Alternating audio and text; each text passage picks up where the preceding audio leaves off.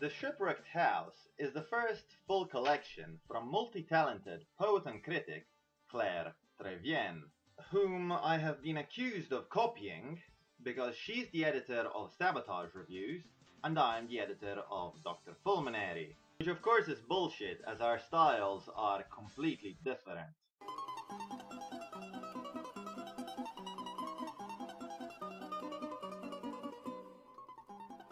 It's hard to say what exactly her book is about because it touches on a great deal of places, themes, and ideas. However, two things stand out about Trevien's writing. One, her inventiveness with form, and two, her insistence on imagery of the sea.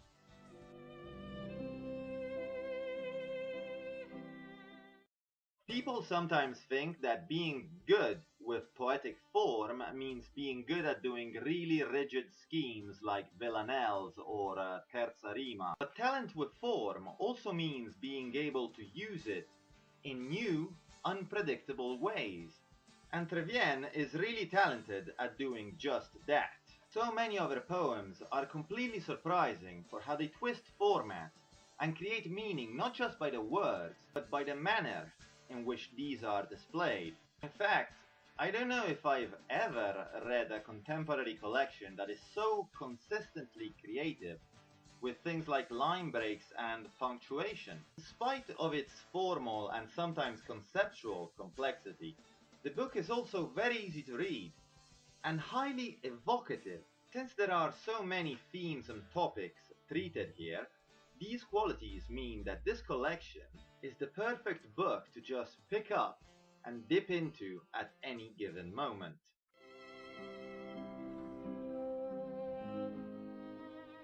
The problem with the Shipwrecked House can be summarized in two words: inorganic.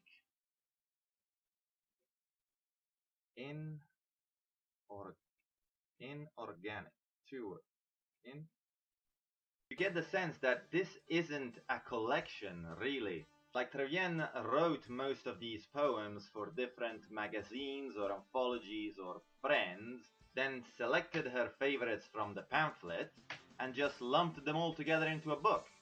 She seems to have chosen her best poems, and not those that work best with each other. Seriously, just try as an experiment giving this book to 100 people and asking them to name every unrelated poet or source that Trevien directly references in her book. Frank O'Hara, Christina Marie Darling, Arthur Rimbaud, a Lovecraft reference based on #GBBO tweets. Pablo Neruda. Is there no one else? After George Gunn, whoever the fuck that is. After the video game Braid, Edmund Rostand, Roland Barthes. Is there no one else?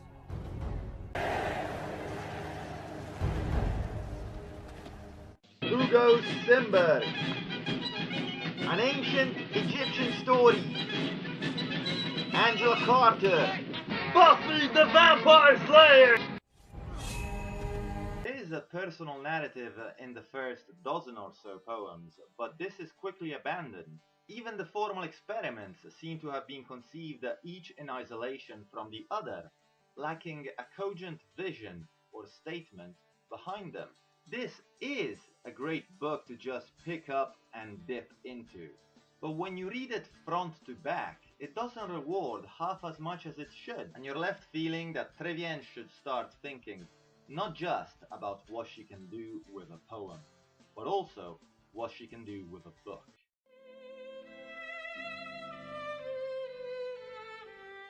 The standard format for a poetry book nowadays includes the cover, the title, the blurb, and then a quote by some famous guy saying something completely meaningless. Here is what Luke Kennard has to say at the back of the book. These are serious, visually stunning poems of nationality, history, and memory, but they are personal and generous, and reading them is like spending an hour in the company of someone you secretly admire. These are serious, visually stunning poems of nationality, history, and memory. Nationality? Why nationality? The funny thing with Claire Trevien is that every time you hear someone talking about her work, they make it a thing that she's half French. But I don't think most people really deduce this from the verse itself. I think what more plausibly happened was something like this. An interesting use of form. A strong sense of consonance. A suggestive metaphor. Wait a second! She is French! Ah bah, mais oui! These poems are so obviously French! There are traces of La France everywhere! This is a French metaphor! There is a poem for Arthur Rimbaud. Jean-Pierre, portez-moi les escargots, s'il te plaît. Now, I may be an objective because, you know, I'm Italian, and Italy and France usually disagree when it comes to literature. To argue against it. This is the incident. Materazzi had an arm round Zidane there. Then they looked at each other.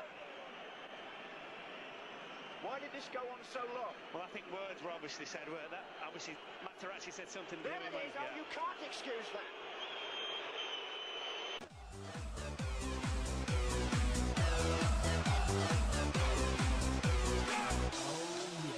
But I personally don't think that nationality, French or otherwise, matters much in this book, if at all. There are references to Paris and Brittany, but these are balanced out by references to London and Camden Town and other countries as well. And my impression is that Trevien's writing has much more in common with contemporary British poetry than French.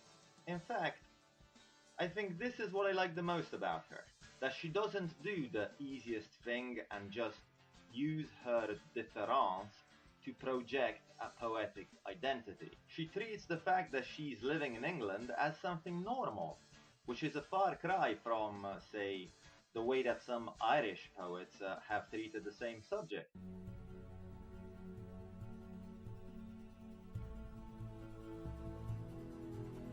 Claire Trevien is a translocal poet who lives in a country she wasn't born in, speaks more than one language, and has more than one home. And in modern Europe, that's something completely normal. Can we please move on?